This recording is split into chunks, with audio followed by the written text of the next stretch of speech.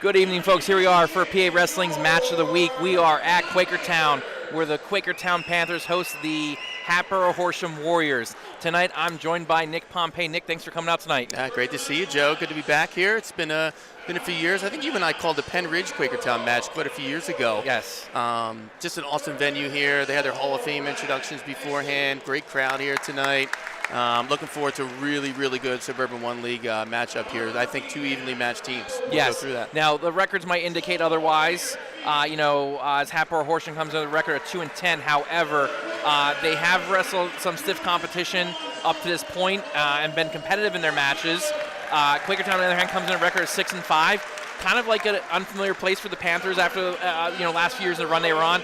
Gone are the names Ziegler and Guy and Williams, but what's not gone is, one, this atmosphere in this gym, two, the work ethic and the standard to which Quakertown holds themselves, and I think that's going to be a huge factor in tonight's match. Absolutely, yeah. I feel like this a few years ago when we were here, that student section was absolutely bumping. Yes. And like to your point, Joe, you lose Gavin Carroll, Fenstermacher, Guy, and Hibsman, 147 wins combined.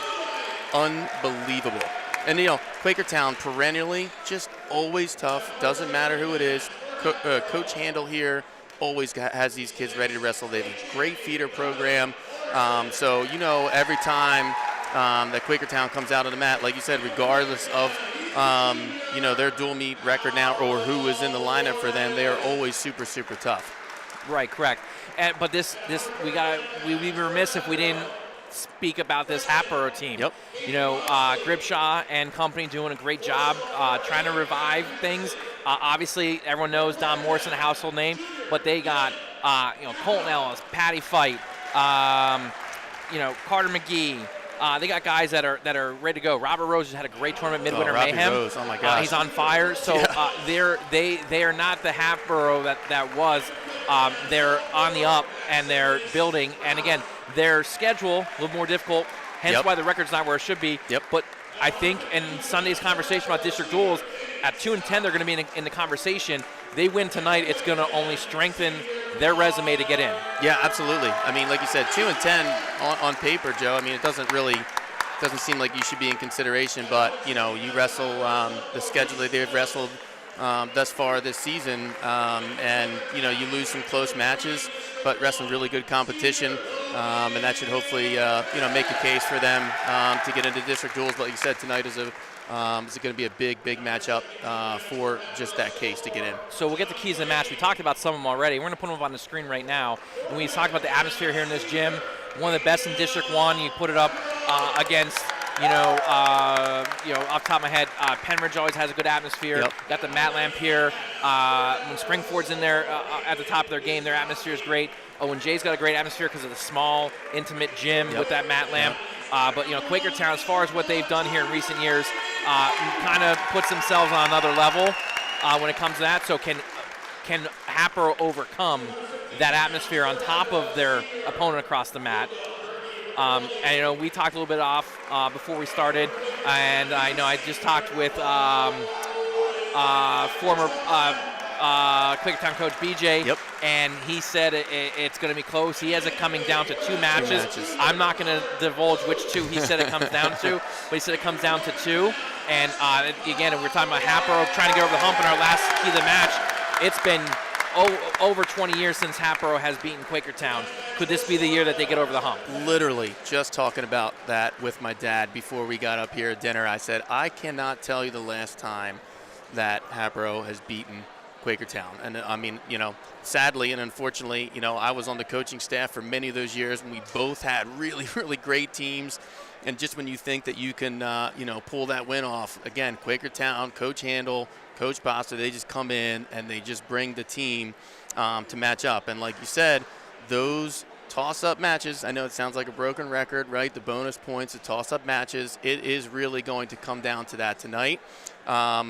I think, depending on what happens here, I believe we are starting at 107. We are starting at 107. And I think, toss-up wise, that 114 match, which will be second here or possibly third, depending on who wants to move around, could really, be a big decision here tonight. So let's see how this all plays out. I believe Brad Exley's coming out and to receive. Okay, so Quakertown going to get the forfeit here, 106. Which we heard that HH has been forfeiting a lot at 106 there. So I'm hoping that they announce the wrestlers here as we move on to 114. We got Cole Borzio coming out for the Panthers. So we'll see if we got Patty Fight too. Yep, okay. So this is the match we want to see here, Borzio and Fight. I think super evenly matched, and the awesome thing is, it is literally right out of the gate here. Fight in on the double here. And he's going to score that right around, gets his 3 points. So Fight right out of the gate, wasting no time getting after this. He knows how important this is for the Hatters tonight. Fight is a sophomore. He's 15-7 on the season. He was first at the Wetzel earlier this year. He was 26-17 last year, region qualifier, 41-24 for his career. His opponent, we talked about Cole Borzio, is also a sophomore. He was fourth at the Hurricane Classic at Bethlehem Liberty High School earlier this season. He's 16-5 on the season. 28-21 his freshman year was a regional qualifier. 44-26 for his career. So talk about guys who have had the similar career path in their young careers here. So it's 3-1 here with the escape, or not the escape, sorry, the neutral by Patty Fight, put them on their feet. Lets them up. Back to neutral. Fight looking to be the aggressor on their feet right now. Borzio trying to get that 2-on-1 here. Great job stepping over, not out of the fight yet. We talked about Hatboro, 2-10 on the season. They're 8th at the Bear Duels. Fight's got to be careful here. Fight's hanging on leg, see if he can go through. Nothing yet. Borzio's got that near side arm trapped. Fight's got to be careful here. Now he's got back down the ankle. Trying to roll through. Now he's going to go the other way. No change yet. There's the takedown. 3. Fight's got to watch his back here. 35 seconds left in period 1. Got a lot of action here this first period. We got one swipe. Our official for tonight, ironically, same as last week, Rich Kubicek. Coach Gripshaw out here. Fight doing a good job. Yeah, one count there, nothing. 4-3 score here. Getting back to Hatboro, they were 62nd at Beasts with a partial team going. They were 3rd at the Wetzel, 12th at the Parkland Duels. They were 19th last weekend at the Midwinter Mayhem. Yeah, just what a tournament last weekend. Oh, nothing there as they end the period. Coach Handel wanting some back points there for sure. Of course. 6-5 are the Quakertown Panthers. They were 13th at the Hurricane Classic, 8th at the Parkland Duels, and they were 27th at the Midwinter Mayhem tournament this past weekend at IUP's complex. Now we have so Fight chooses down. Yep, Borzio's going to let him up here. Match is tied at 4. Are you surprised by that, Joe? I feel like Borzio was kind of ride. Yeah, I feel like Borzio was pretty solid on top there that last 30 seconds. Fight right back in on a shot. Borzio tries to sit the corner and now trying to step around. Nothing yet, as Fight's still under that leg. He'll probably try to hold here for a stalemate of some sorts. Now he's in on the heel. He's going to pull it through. Yeah, he's got to be careful. He's got to keep Borzio's, Fight's got to keep Borzio's leg trapped here or else. Oh, he's got the cradle. Borzio locked in the near side cradle up, and he got the takedown. Yeah, that's trouble there. You know, Quakertown loves their cradles. Yes. He's got that near side cradle. Fight's got to look where he's at here. Yep. To go out of bounds. 7-4 the lead here with 1:15 left in the second period. Great action here. Super tight match. 2 good scrambles. Borzio coming out on top of the last 2 here. So Fight's got to settle in here. In our Borzio going to put him up again. Ooh, he must be feeling it. In our most recent rankings on PAWrestling.com, Patty Fight is honorable mention at 114 pounds. Cole Borzio is ranked 5th at 114 pounds. Yeah, I was doing some research today, and of course, Mike's website. Fantastic. Oh, wow. These common opponents, they're nearly Borzio identical. On the shot. Patty tries to roll him through. And we see what way Borzio wants to go. Patty Fight has that inside arm trap, so he can't really come around. Now he's trying to just put him right to his butt. See if Patty can roll him through. Borzio's done a great job of splitting the legs, so it's really hard for Fight to get any hip, use his hips at all. Basing down really well. He can get that low arm to come through. There it is. Yep, now he's got his backs too. Yep, now it's 11. Caught in a bit of a Navy ride here. Fight's got a belly down. Ref holding 3. Yes, 3 backs there. So it makes it 13-5 with 13 seconds left in period 2. Might have blood here. Blood on Fight. Boy, that escalated quickly, Joe. Yeah, you know what? Borzio was really patient there. He didn't get flustered. No. He when he split the legs, he was very meticulous about waiting for his moment to secure the takedown, and then made sure he had backs locked, ability to get backs. Yeah, no, really good positioning there, and that again, all 3 takedowns there from Borzio in tough, tight scrambles. But just doing a really good job with the hips and getting that better position and coming out looking for backs too.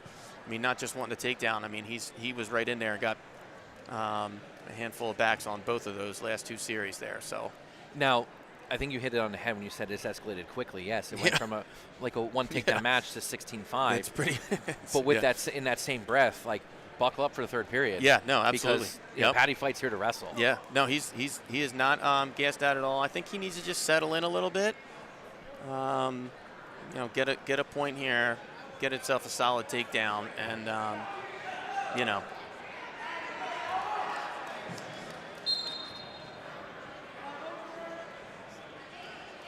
So short time here. Borzio's going to be able to keep him down, it looks like. And there's the top ride that you thought we would have saw to start the period. Yeah. Guess the strategy worked out for him. That's why we're sitting here. Right. See,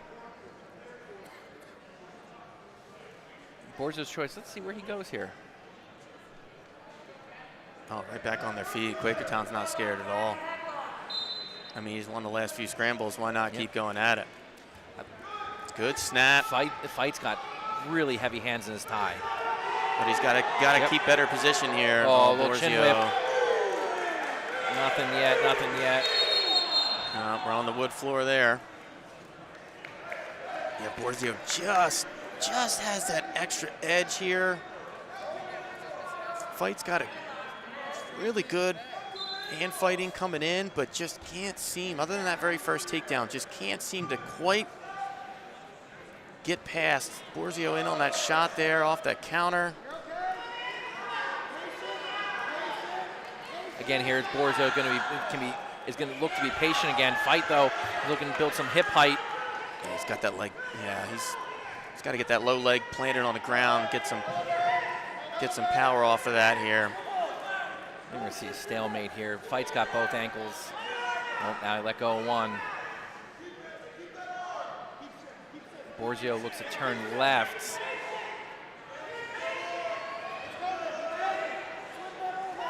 Fight scramble again. Now Borzio's got advantage here. See if he's going to rock him backwards. If he lifts that leg up almost like a... Look at him grab that. Look at him grab that near wrist there. Yeah, grab that far wrist. Look at that. That was that was really heady wrestling there. Oh, this is really bad for HH here. Really, really bad. 40 seconds. Cannot give up the fall here. Absolutely cannot give this up. Oh boy, that is huge for the Panthers there. Yes. I was just about to say, Joe, that we're already looking at a major decision there when we thought it could be a toss-up match, and he gets the fall. Well, it was going to be, if he got off his back, it was going to be a attack fall at that point, right? Yep. Right.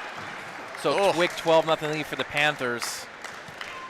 Oh, that takes the sting right out of the Hatters. They need to come back here and put some wins together for sure. Quakertown feeling good after that win.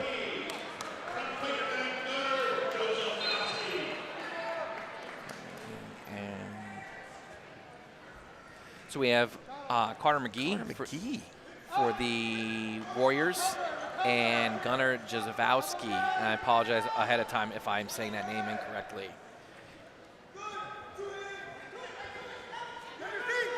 McGee is a junior. He's 7-9 this season. He was 4th at the Wetzel earlier this year.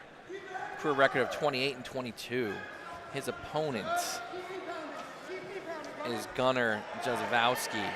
He's a junior, 8-11, 18-16 last year, 41-46 for his career. Jazowski is in on a shot. McGee trying to spladle and misses the back hook of the leg and doesn't get to get back exposure. He's still got the inside leg hook, nothing here. Now he's over the top, nothing yet. Now he's got some height. Let's see if he's able to, he's going for spladle again. Oh, he is. He was. Almost in a weird, yes. Almost got a Merkel or something here too, but he wanted that spladle, I think, instead. Jazowski with the 3 there. Shocker, we see a cross-face cradle coming. Oh, that's weird. Yeah. Never seen that in this gym.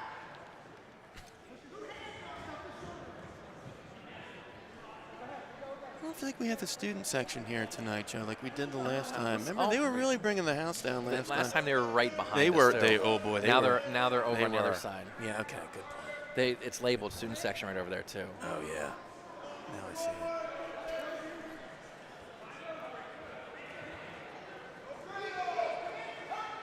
Nothing going on right here just yet. Jazowski wants that cross face. McGee says no. Picks up, and he gets hit for stalling. Right as the period ends. We go into the second period with Jazowski up 3-0. McGee chooses to go neutral. You guys can see in the background there in the trademark red shirt, Glenn Kaiser back on the sidelines. Oh, he's trying to force this spladle again. He's in better position for it now. Let's see if he does something different with it. Jazowski keeping that, hanging that leg back, not to let it happen. Now he's going I was going to say we're in position for Merkel here. I don't know if he knows it though. He's going a little 3/4 Nelson. If he tucks the hat, he kept that leg. If he could have kept that leg, he knows what he likes, Joe. Yes. Yeah. He's still reaching for it. Sometimes you got to live and die by it. Hey, this is the headlock for me. Joe, I don't want to date myself. Hey, the headlock never goes out of style. It doesn't. It doesn't. It does not. It transcends generations. Yeah, darn straight. Just a weird position here. Both guys looking to get the advantage. McGee trying to, if he can just come around, he can get his 3 there. He should have his 3 here. He's got a leg in. He's got to get off his hips here. Jazowski doing a good job reaching back there. See if he can get him off balance. Boy, if McGee just comes up, I feel like we got 3. Yeah. Now. Oh. Now, see, now they're back to a scramble here. Yep. Jazowski getting a good job of, and he's at the leg split. Now he's at the takedown. Now he's got a Turk if he wants it. Yeah, right into the low leg there. McGee's got to scramble out here. McGee's got his leg trapped. Yep, he's got to get belly down and start getting away from him. 20 not seconds. Hook his leg. Short time Kubicek here. holding 4, so it will go into major decision criteria at the end of this period if it stays the same. 15 seconds left in period 1, and he is away. Right, so he's down to his belly here. End of the second period. 10-0, like you said. Joe already a major. Holding here for Quakertown. Do you think we've seen the last of McGee trying for a spladle? No. I hope not either, because I want to see it happen. and Jazowski goes neutral.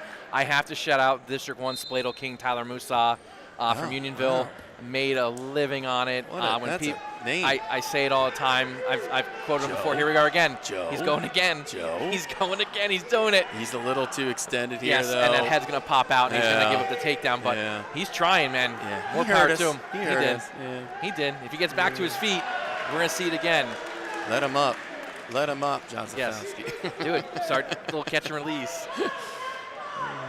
He's going right to that cross face here. He wants that far side cradle. He's close. He's got it. He can't tell if he's got it locked up or not. He's trying to pull him back, though. Yep, he's using that knee as his fulcrum to pull him over. Nope. Okay. McGee, good job breaking that if it was locked there.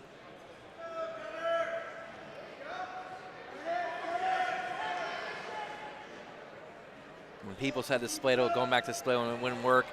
Tyler Musa did it all the way to States, several years, medaled, and did it in college at VMI. Is that right? I didn't know. Okay. All right, McGee with the reversal. Yeah, good reversal there. Good Less than a minute left in the match here. Let's see Yeah. what his top game is like. Got a leg and a looking for a half. Oh, There it is. Ooh, that was tight. Oof. He went right over the Let's top. go of it, back too. to that. Yeah. Be patient, young man.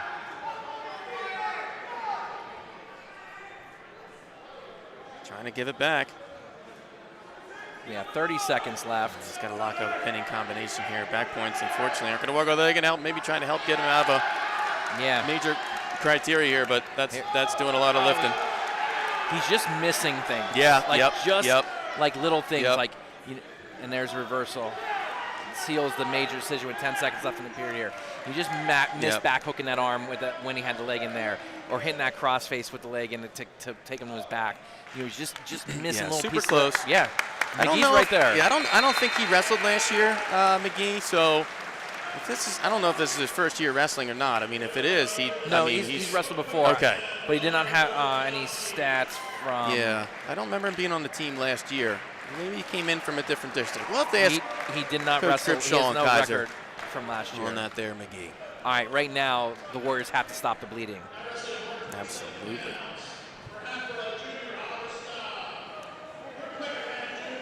A little Staubby here coming in for the Hatters. And Oliver Staub, which means Morrison's going up. Moonlight in right in on a head inside single.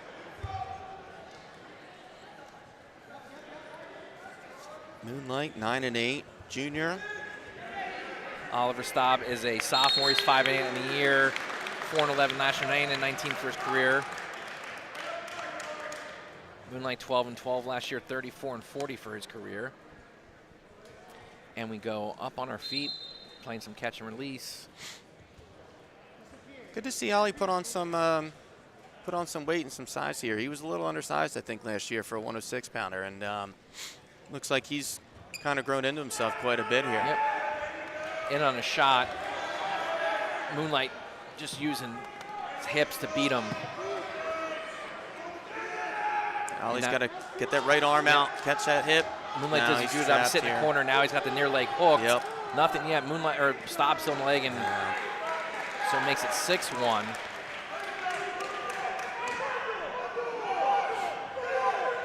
He's got a little butcher going there, but now he's transitioned to his far side cradle and right hop over. He gets 2 swipes. He just didn't probably have it set enough. Now he's gonna suck him back, and he's got the counts going there again. He goes. Staub almost Ollie out. Trying to come out. Oh, wow. Moonlight really hanging on to that thing super tight. Staub comes out of it. He's going to go over again. Oh, now he broke it. Staubby can catch him here. Just now. He doesn't want to step over. You don't want to step over there. Yeah, that's the last thing you want to do there is try and step over. And he's when got that arm you had caught. that position. Yeah, you had that position. Staubby's got to be careful here. He's pretty flat here. This is not good for the Hatters again. Now he's reloading. He's going chest on chest. Not a lot of time left. Short time. He's going to get out of it here. But not after another full boat. It's 12. Man. 12-point first period for Julian Moonlight. Quakertown out for blood tonight. By the way, on the District 1 all-name team, Julian Moonlight is will be on that. It's a good one. If and when we do it, he will be on it. Yeah, it's a good one. Yeah. Staub going neutral here in the second.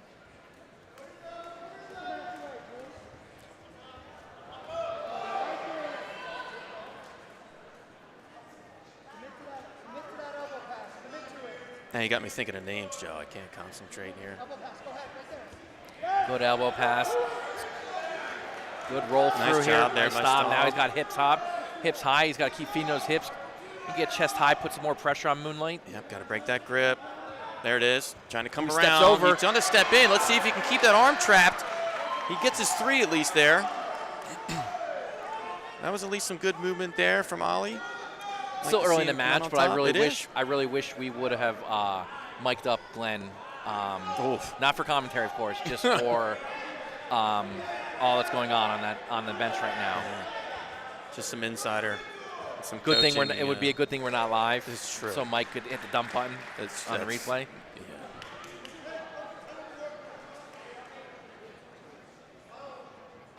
Yeah.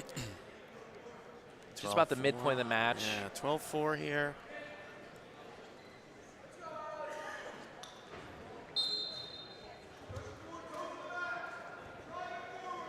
Staub catches that near arm. Trying to go to work here.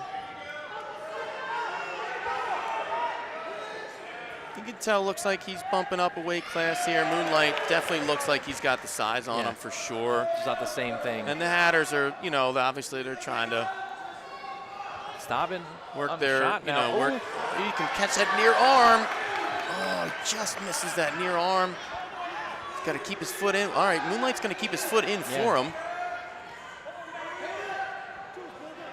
There it is. Nice work there. Real nice work there. Okay. 13-7. Yep. 23 seconds left in the period here. Great hips there. Great hips there from Molly 2 times. The last 2 times there, getting good hips. Moonlight seemed to kind of slow down a little bit, and Stalby wanted to keep moving. Ooh,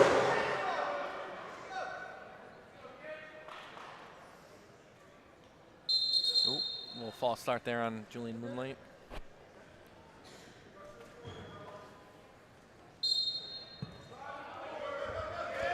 Switch here by Moonlight. Let's see if there's a re-switch by Staub. Staub stepping over. He wants to step Nothing over yet. again. Nothing yet. So get better hip got by. His near leg in though. Oh, gotta watch out. Yep.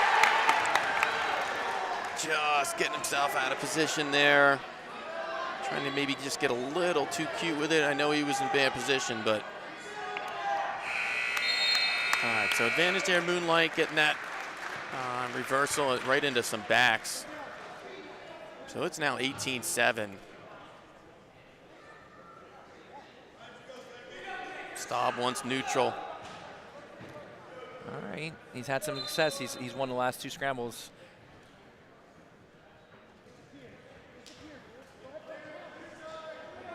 Yeah, needs that takedown here to get out of that major criteria here. Try to get the Hatters a little bit of relief here. They need to stop the bleeding. Okay, he's got a head inside.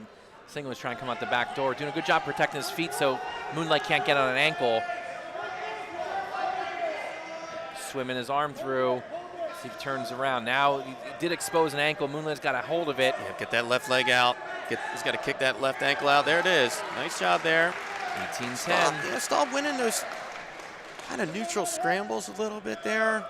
I feel like he's getting in trouble when he's trying to kind of step over a little bit too much. He get a little too fancy. I think when he kind of settles in a little bit, it works for him. He's trying to go to work here. He's got a bar. He's got it out on the hip. He's got that near arm caught too. He's got that one-on-one. Moonlight can't hang out there. He can't go on. He can't shut it down just yet. He can keep running that thing. He's still got it. Yep. Oh, now that's where Moonlight has had success here tonight. Getting those hips up, using that weight advantage over Staub. 40 seconds. Oh, just 40 seconds left now. You think Nick, you think they're thinking about cutting them and going big? Boy, at this point, I'm just going to try to ride him out at this point. Ride out's still major. Cut him and at least get a takedown. Yeah. You save yourself a team point. Yeah, that's a good point. Or, find a way to turn him here. Yeah.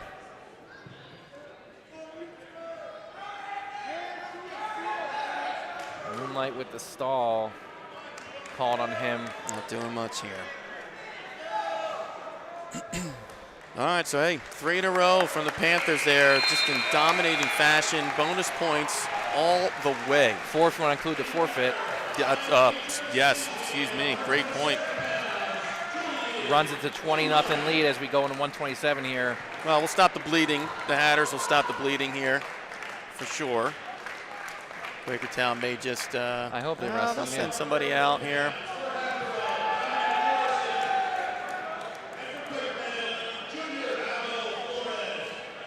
We have Dominic Morrison and Aldo Flores. Dominic Morrison just had a wonderful weekend.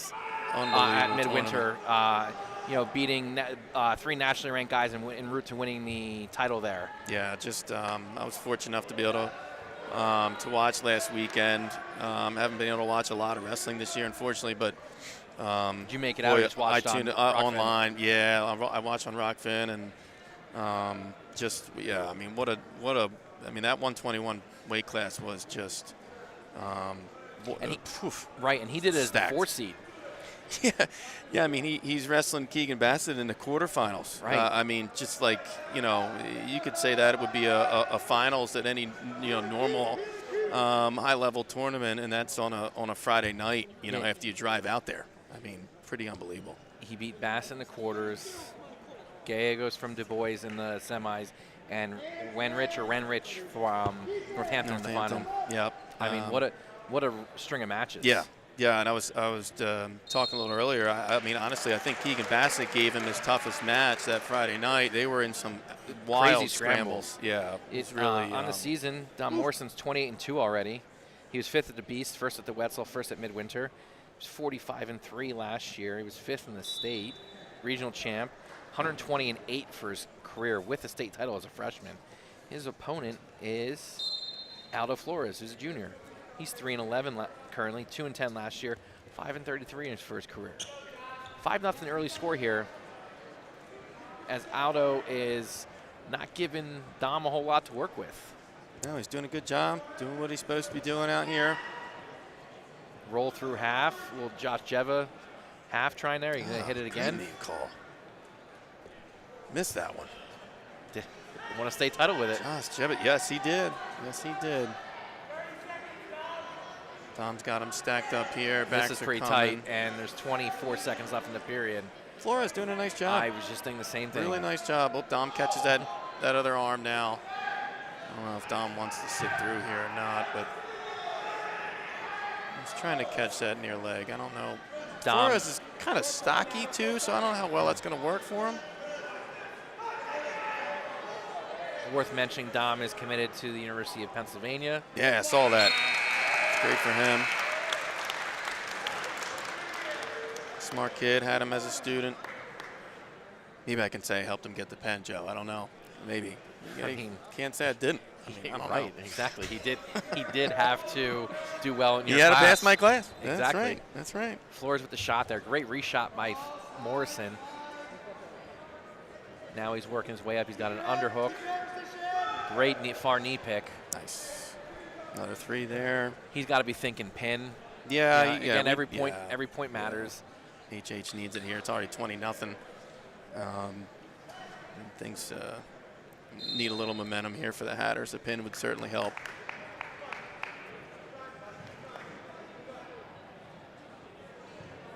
Did you know this Alex Rosas kid from Louisiana that he lost to at the Beast, Joe? I was trying to kind of look him up a little bit.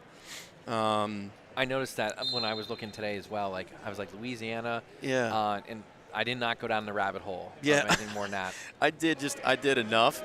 I think he was 5th at.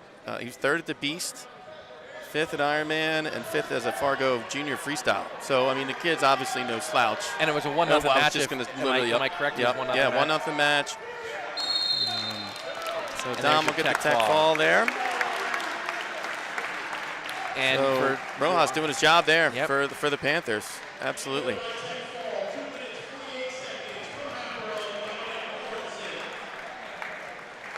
So small victory there for the Panthers, if you want to call it that. Saving themselves a team point. Now 20-5. I think we've got Dylan Gappa for the Panthers. This is Adam Hendrickson, I believe, if I can see that correctly. Yeah.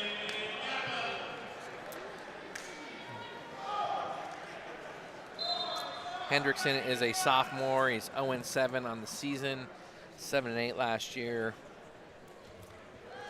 Kappa in on the shot and gets a takedown. See if he cuts him here. Looks like he's going to. Gappa is a junior. He's 16-7. Oh, he's got that tight. Nice catch there. Yes, for those in the Midwest, he's got a cow catcher. The old cow and there's catcher. the fall. I'm personally not a fan of calling it that. I'm not. Cement job. I was just going to say, we're close enough north. It's a cement job. All right, he's going 145 pounds. It is now 26-5 in the team score. Yep. We got Colton. Yep.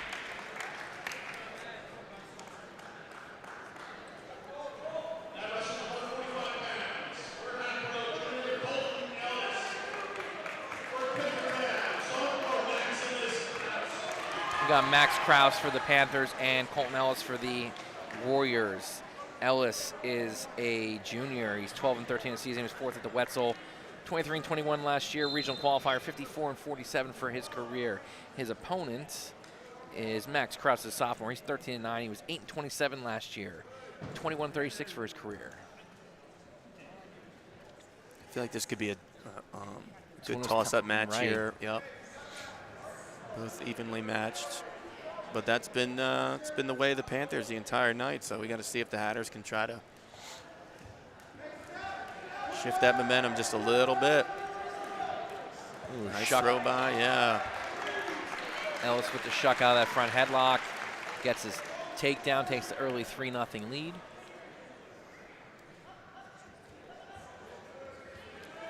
Krause to his feet. Ooh, he's got to watch that trip to that side with the arm trap. He had that arm trapped. Trying to stack him. He's got a reinforced bar. Now he's going bar and wrist. A little have to reinforce. Now he's got to watch that elbow. Careful with the elbow there. Rich Kubicek all over it.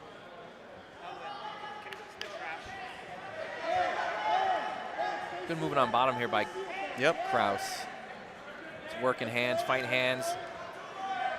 Ellis got to watch it and get a stall call here, and he kicks him 3-1 with 42 seconds left in period 1. Nice outside single shot by Krause. Got head in the knee. Reese looking to turn the corner here.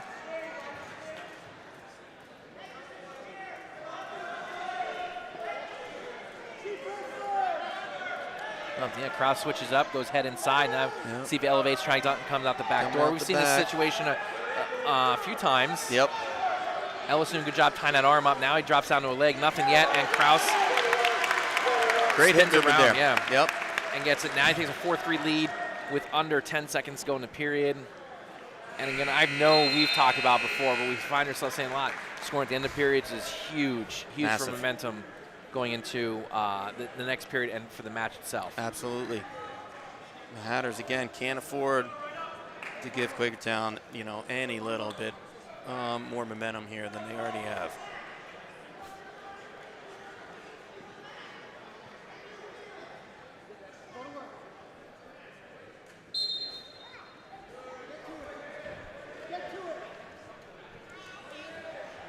Ellis going down to his feet, back down to the mat.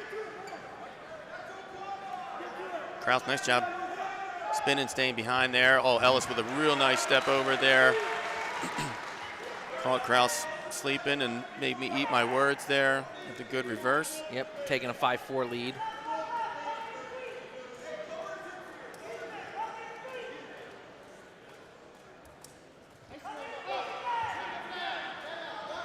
Ellis dropping down to a leg here. He's got to watch. Krause running that three posting hard. There you go, Ellis, nice job. Keep that low leg there, come up, Navy ride. Loses that, but that's okay. Keeps him down, stays in position. Wants to throw a leg in. I think guys don't realize what they have when they come through and they have that Navy. Yeah. I feel like it's like a lost art. I'm not kidding, Josh. Literally just going to say it is a lost art. You don't just, I don't know. I mean, I just don't feel like it's taught often. It's it is a weird position to kind of fall into. You're in an almost Turk position. You're disallowing their hips to get to the mat. Used correctly, like they can't belly out. You're gonna, elevate it a little bit. I think I don't think it's comfortable. It's not, maybe that position's not coached enough. I don't know. Yeah. I think you're kind of almost happy that you've got your opponent on his hips and you're kind of coming out on top and you're thinking you've got your takedown and you're not really thinking to score backs. But hey, maybe just antiquated. We've got two dinosaurs here on the mic that just talking about things. It's probably not yesteryear. even called a Navy ride anymore. Right. It's probably got a much more exciting name. I mean, nothing wrong with Navy ride. No. But it could be like, I don't know. Yeah. Why is it Navy? We don't want to start an argument here in Army Navy, but Exactly. I'm a fan of the Coast Guard stand-up.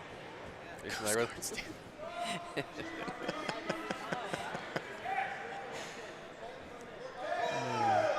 25 seconds left in period 2. Ellis on the back of the reversal this period is up 5-3.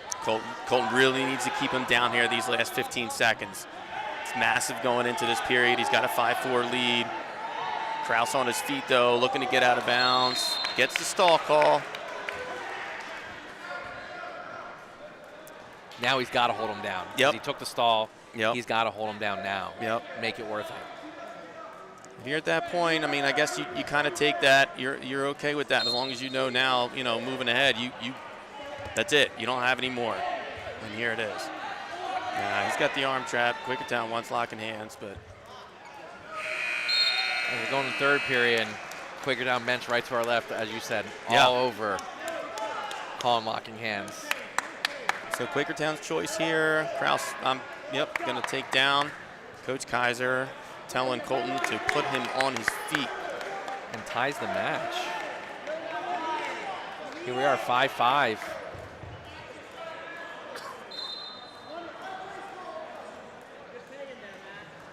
Haven't really seen conditioning become an option. Both teams for the match that have gone full 6 have, both guys have looked good. Great point. It's that time of the season you kind of feel like, everyone's got their weight kind of under control. Everyone's got their conditioning to them, and now's where you just, it's kind of that injury time, right? You're just trying to hope to, get yourself to that mid-February time and start to turn it on. Kraus got in the shot. Ellis tried to go a little chin whip there, and Kraus was in on the double, not the single, and he just didn't have the muster to take him through that throw. Yeah, I think he tried to step over a little bit too early too. I feel like that's kind of plagued the Hatters tonight. Just a little bit out of position. Gonna get a headgear fix here. So Ellis needs a rally here. He's got a minute left. Escaping and takedown. I was just gonna say, escaping and takedown here.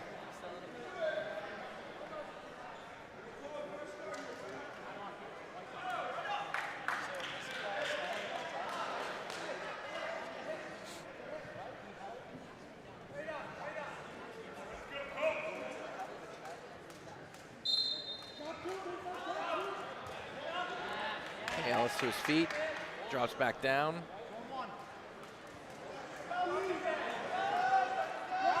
.54 seconds left in the match. Needs a little more urgency than this. Got to get his head off the mat. Kraus rightfully right in on the half here, weighing hard on the head.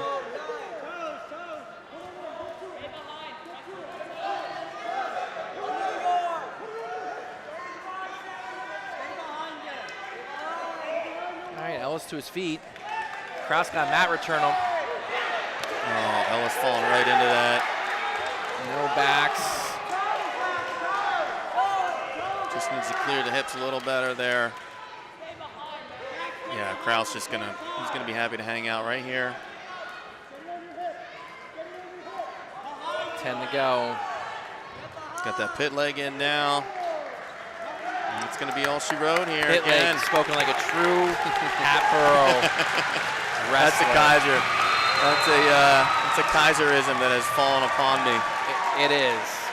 And the Panthers are rolling, Nick. Steam rolling. Not good for the Hatters here. And any thoughts of coming into all right, if we get Quakertown Gym. So we got Benny Staub coming out for the Warriors. I still want to say Hatters. I'm still trying to.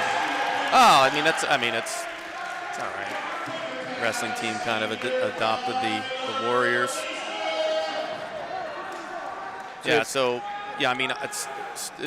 we got Rosner here and Staub. Staub earlier this year, 9-3 over Rosner, I should say last week at the Midwinter Mayhem. Rosner right in on a shot. Staub on the year is 12-12. He was 6th at the Wetzel. He was 28-15 last year. Regional qualifier. Did not place at regionals. He's 87-60 for his career. Out of bounds. Rosner at the takedown. Rosner is a senior. He's 9-10 in the season. He was 19-10 last year. He's 39-40 for his career.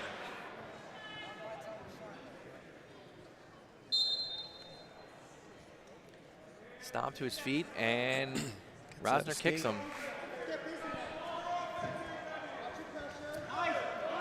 Good re-attack here by Rosner. Nothing yet, nothing yet. He's going to sit him. Good job by Benny Staub wrestling back into him. Rosner stepping over and secures a takedown the edge of the mat. 6-1 their score here, minute 10 left.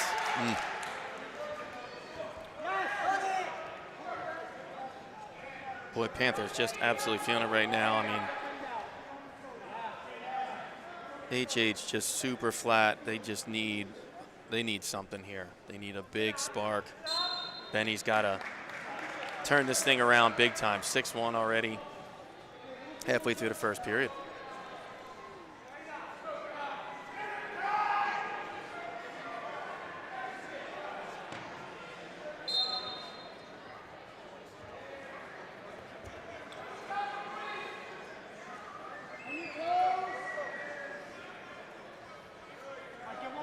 Okay, Staub up to his feet, 6'2". Really needs a takedown heading into the second period here. 35 like you said, Joe. Yeah, get that momentum back. The 3-point takedown, I mean, takes it right to 6-5. Yeah. Like, it's a match.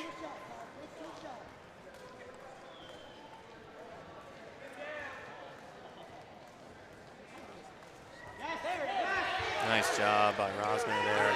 Rosner kind of set him up there. He touched it and laid his hand on it. Staub didn't move, and then he backed out and went right back to it and secured that leg. Now he doesn't have a takedown yet. 5 seconds ago, Staub's going to hold on and keep from the Rosner getting his third takedown in the period. And that's how we'll go into period 2. I feel like Rosner, we're going to see him come back to that right hand outside single. Yeah, that was working really well. Rosner wants to go right back on his feet. I bet you they scouted after last week, Joe. Shocker, coming from the Quakertown coaching staff to have their guys ready to go. Not by chance.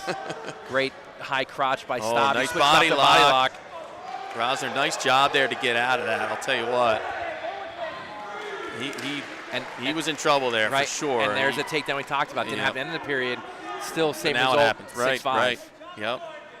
It was really nice, like I said, high crotch by Staub there. He transitioned up and then spun around for the body lock. Thought we would see a little bit more.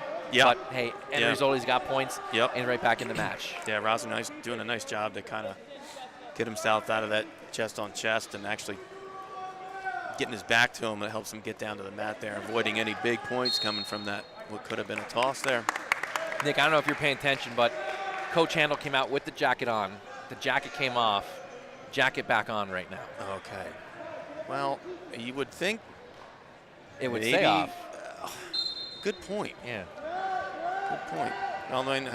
But they've never been in trouble the entire night. He could put on a tiki shirt over there right now. I think they'd be completely fine.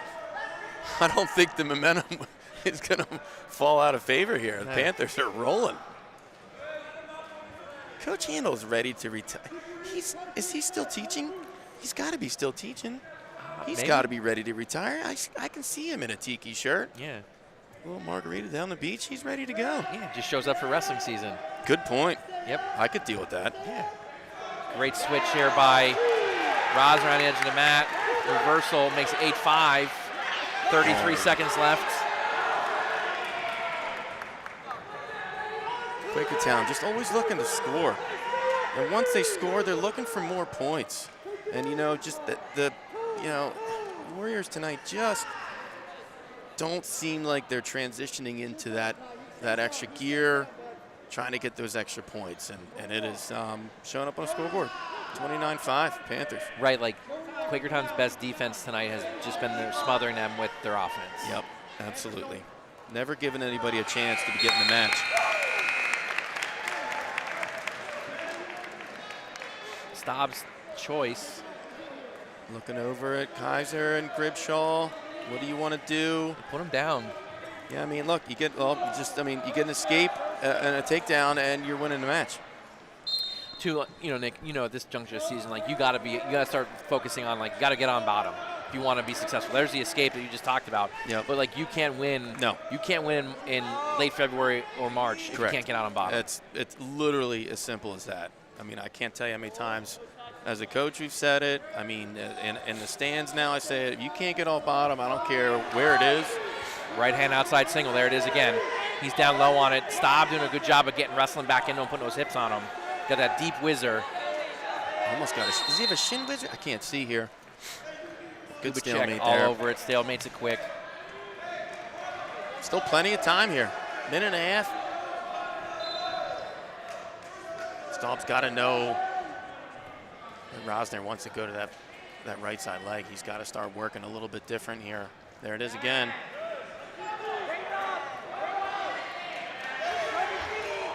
Staub trying to face him. Does a nice job to get back to his feet there.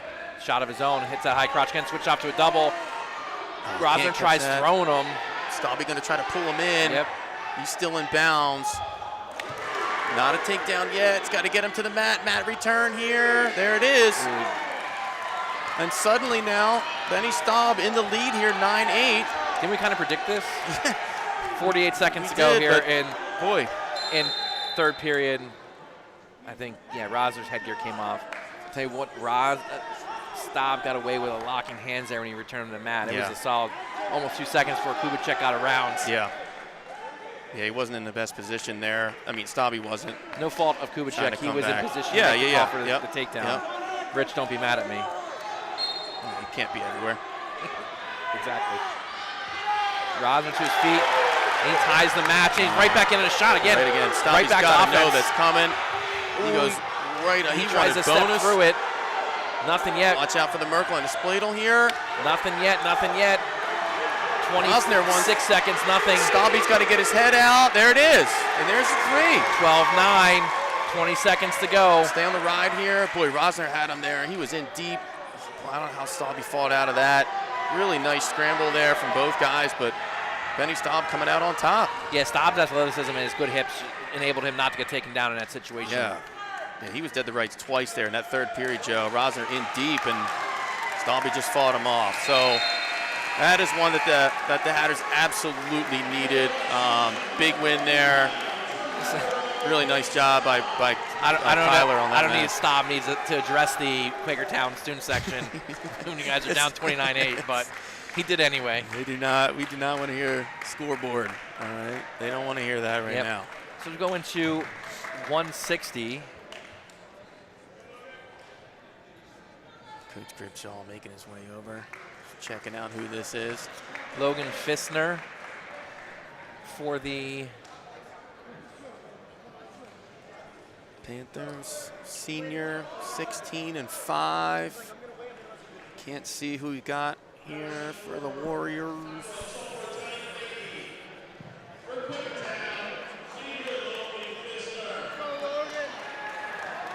And we have a Johnny Blakey for the Hatters and Logan Pfister for the Panthers. Pfister in on that low single, right up to get the takedown. Blakey's 0-3 on the season. He's a sophomore, 0-3 for his career. Pfister, on the other hand, he is a senior. He's 16-5. He was 7th at the Hurricane earlier this year, 23-12 last year, regional qualifier. Nice high crotch, and another takedown gets it. And he is 67-37 for his career. Beautiful shot. He's got that hazard tilt locked up. He sets his break leg. Now he's trying to, should be elevating that low leg, not the high one. Yeah. But I think that's all he can get. Yeah. Transitions to a crossface. We've only seen one cradle locked up for points tonight, I think. That's a good point, Joe. And it was early in the night here, too. And normally, Quakertown loves their cradles. But I kind of feel like they haven't really necessarily been in position to use it as 13-1 much? is the score after a set of back. Fistner going right back to that. He's got that near leg in, and he's got the far side crossface. Was he reaching underneath to go butcher?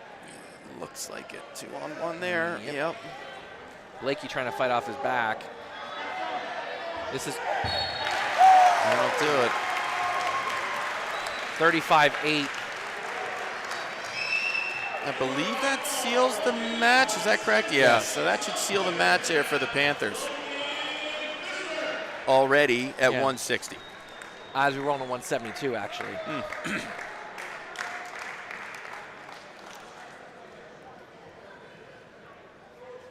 Now, obviously, we didn't have a contested bout at 107, but I mean, it has just been.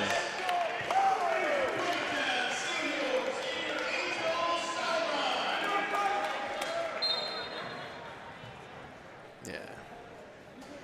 All right, we have Reese Ellis for the Warriors and Angel Salmeron for the Panthers. Ellis comes in with he's a sophomore. He's got a record of 4-15.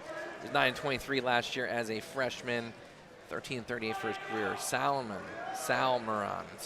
senior. He's 2-6 on the year, 2-6 for his career. Yeah, I was hoping Reese was going to kind of step into his sophomore year here, take a next step, but it just seems like he's been struggling a little bit this year. Hopefully, maybe the back half of the season he can start to turn things on and catch some momentum himself here going into the postseason.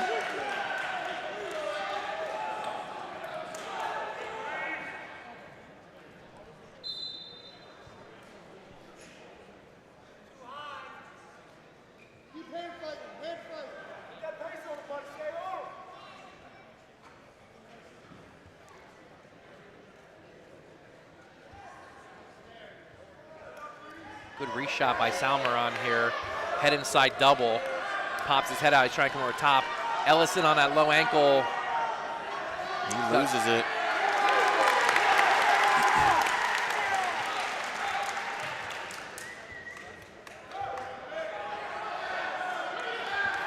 Oh, and he catches him on his back.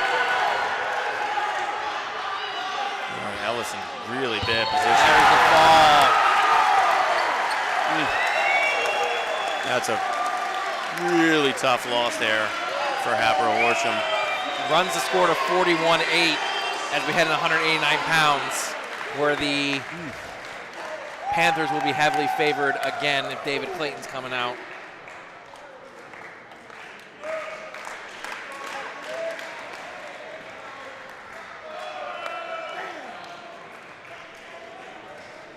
Got Wizlowski, Nathan Wizlowski.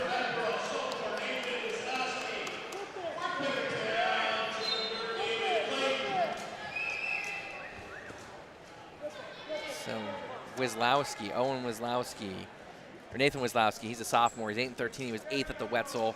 He's 1-10 as a freshman. He's 9-23 for his career. His opponent is David Clayton, a junior. He was 6th at the Hurricane.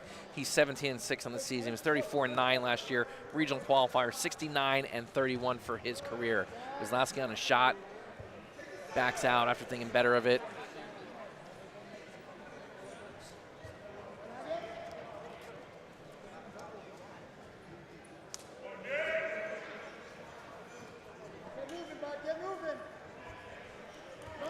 Clayton in on a shot. He's inside. He's going to come out. Wizlowski kind of falls off to the side, makes it easy. He doesn't have to come out. And we got that inside arm trap. We'll see if he goes tilt with it or bars it. Oh, comes out front, cross face. I think they heard you. Yeah. They might have heard you.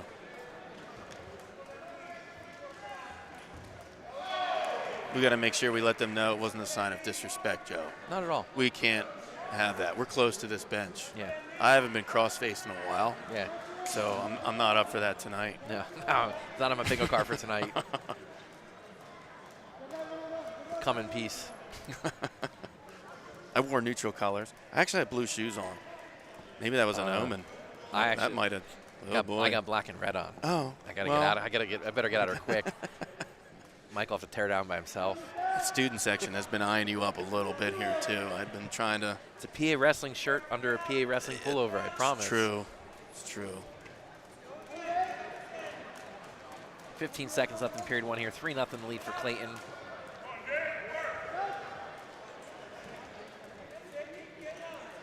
Wazlowski building off his base, sits out. Ooh. Clayton trying a little mousetrap.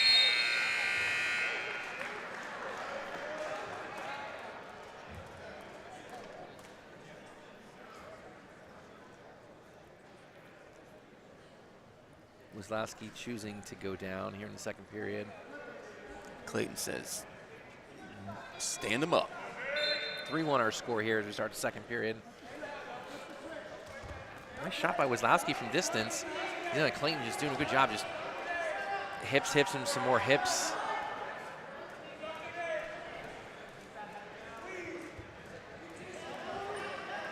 Both good athletes out here. Solid 189-pounders. Yeah, heck yeah.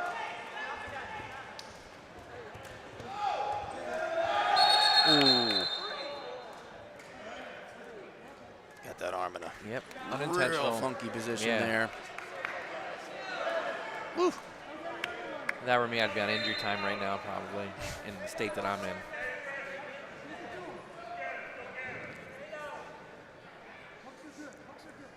Joe, looking at Quakertown's record here, some of their matches, Boyertown, 52-12. Oof. But then you look back and, you know, they also lose to Penn Ridge, 41-22. And then a close one, though, 36-30 to Parkland. So, you know. Up and down. Like, yeah. This year's seating committee, you know, we talked with Mike and you before we got on, and you have Boyertown and Council Rock South, I think, are the two best teams. If you're asking me in a dual meet situation, I think right now Boyertown's better. No disrespect, Council Rock South. I got nothing but love for you guys. Yeah. But top to I bottom, think in top to bottom, yeah. yes. They're going to – Boyertown could take 12 guys, 11, 12 guys at regionals again this year. But then you look at beyond those two, and it could be anyone. Like, we thought Oxford was it, and then Oxford just had just a bad weekend up the Rock Yard Duels. Yeah. You know, Rock North beat them. Owen J beat them. Owen J lost to his Hatboro team. Right. Now, mind you, it was about Dean Bechtold. Like they're yeah. You know, and it was a close match. That factors into it. And Dean Bechtold back tonight for the Wildcats. Okay. And you know that's a big match at Owen J tonight with them and Upper Perk, who's undefeated. As you look at the seeding, like Upper Perks has beaten, you know, their resume's not super strong. They do have a big win over Southern Columbia, and that's their only loss of the year. But like, you know, the winner of that match is going to put themselves in a good position, because you got to factor in that O&J wasn't at 100% strength early in the season. Now they are, and they're starting to hit their stride. You know, you have Garden Valley just always lurking. That's a great single there by David Clayton. You know, it's not a shot a lot of 189-pounders can make. Nope. And here's the escape. So it's 12-3, and see if he starts opening it up now. He's got Wazlowski on his heels a little bit, starting to apply some pressure. Nice job, and a re-attack dropping down the ankle. And now, just like that, it's 15-3. He's going to kick him again here. 15-4. Nice go behind. 18-4. Yeah. Catch and release. So we got 18-5. Clayton's going to look to end this.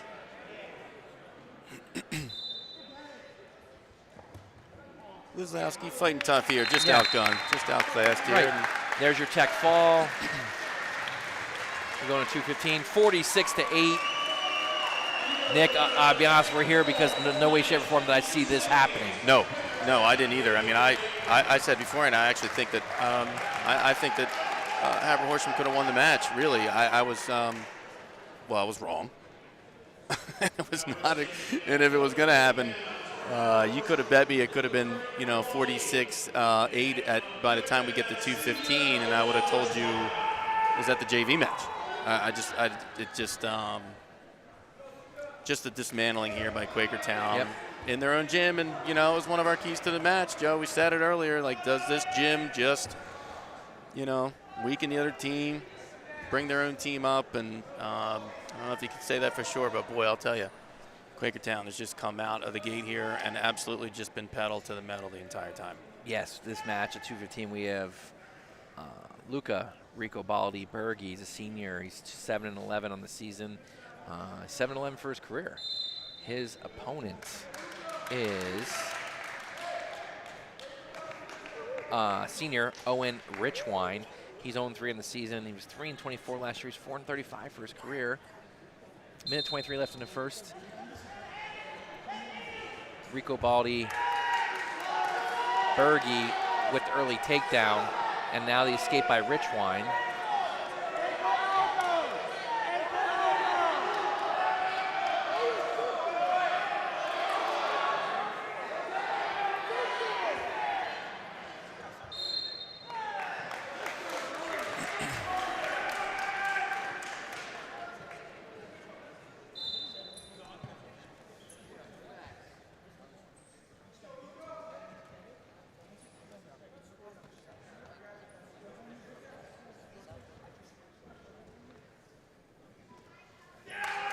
Back talking about district duels. You know, you got Penridge out there.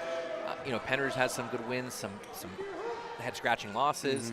Like, there's just a lot of factors. Like, I saw someone on the forum. My cousin Mo had. Oh, that's a good catch by Richwine. He's got takedown, and he's getting some swipes, and he gets the fall. To get his first win of the year. 52-8. He's coming off the mat, honestly shocked himself that he just clawed him and pinned him. The bench and the gym went nuts. They are loving it here.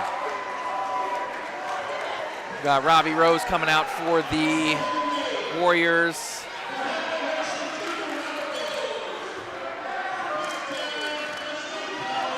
And Colin Granger. Robbie Rose comes into the season with a record of 21-3. He was first at Wetzel, third at Midwinter Mayhem, 25-17 last year, regional qualifier, 63-36 for his career. His opponent is Colin Granger, and Rose throws him down, gets a takedown. Is Colin Granger. He's a freshman. He's 0-15 on the season.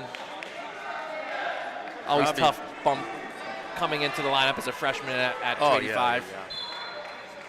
And Rose, a really, really impressive weekend last weekend at the Midwinter Mayhem, taking third place. As we talked about earlier, Joe, just an absolutely stacked tournament now. So that was really good for his season and his morale heading into the later half of the season here for sure. Bit of a bright spot here for the Hatters.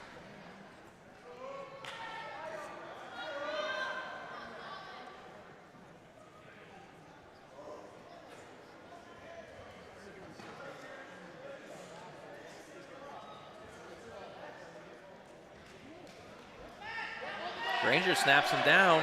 He's got that front headlock. Putting the weight on it. Oof, he wanted to step in it. He did. Rose stepping in now and stepping over. Gets a takedown, goes up 6-1. As we have 55 seconds left in period one.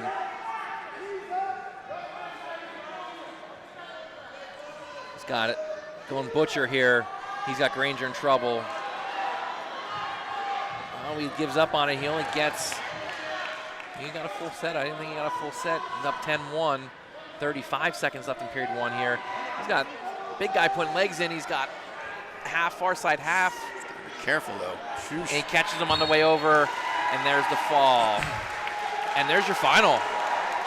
52-14, Nick. I honestly, I'm in disbelief. Robbie Rose does not need to address the student section. I mean, you could have. I did not think it was going to be, to this level here for sure. I mean, you could have told me Quakertown's going to win. I've been like, yeah, I completely. You could have told me Hatboro-Horsham was going to win. I'd be like, yep, I could see how they can win. You would have told me 52-14. I would have told you, I don't know. I don't think so, Joe. Yeah. I don't know, you don't want to put it on anybody because, look, this was just a full team effort from Quakertown. But the 114 match with Borzio against Fight, even though that was technically the second match, it really was the first contested match. Realistically, that was tough for the Hatters. I got to go see my dudes here. They're all coming to say hi. I miss my dudes. Left Hatboro-Horsham last year after teaching there for 17 years to go to New Hope Soulbury High School. So it's a little bittersweet seeing everybody here. But Quakertown, just absolutely just putting the clinic on. Coach Handel having these kids ready to go here. And, you know, Hatboro-Horsham just coming out just flat. Let's just be honest. They were just flat tonight. Right. You know, every facet, they were prepared tonight. And I think, you know, we said earlier they caught momentum early. Yeah. You know, the forfeit didn't help, put them in a hole. Like mentally, that wears on a team, right? Like, you know, you're coming out and you're already down 6-0. You got to overcome it. And then, you know, it started to snowball. You know. Yep. Wasn't until Morrison that they got a win, and you know, then they were in the matches where they were not favored, and it continued to snowball. Yeah. So. Yep. I mean, that Borzio fall there against Fight, just massive, and it started that snowball for sure. I mean, if you look at it, you know, Morrison, Staub, and Rose, you know, really your three best wrestlers minus Fight there. But again, woof, it's a lot of blue. A lot of blue there and very little red. Yeah, I think, you know, despite having, you know, the win over O&J, I think this kind of puts the Warriors' chance of making district duels to rest. And, wow, Nick just getting all the love here. My Hatters family here. My Hatters family. May as well be in Hatboro, man. But, that's nice. You know, Quakertown, I think they're in, but, you know, they're, you know. I mean, who? Right, like they're now 7-5. Like, you know, where are they going to fall? Like, it's going to be really interesting how this gets seeded. I really wish I could be at the meeting on Sunday just to be a fly on the wall. I will be at Lock Haven with my daughter at a field hockey tournament. Indoor field hockey tournament. Yeah. Yep, national qualifier up at Lock Haven. Oh, well, good luck there, Joe. Thanks, man. You know, would you want to wrestle Quakertown out of the gate first round of district duels?